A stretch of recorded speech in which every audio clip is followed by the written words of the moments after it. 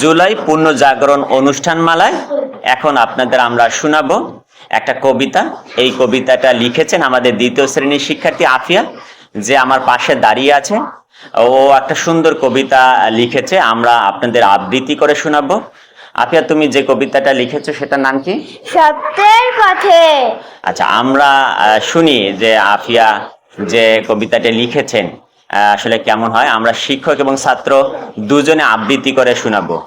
সত্যের পথে ছাত্ররা সব রাস্তায় যায়, চাকরি চায়, ন্যায়ও চায়, সরকার তখন কথা না শোনে, আঘাত আসে নিষ্ঠুর মনে, তবুও ছাত্ররা ভয় পায় না, সত্য পথে এগিয়ে চলে, অবশেষে জয় হয় ভাই, সত্য কখনো হারায় না।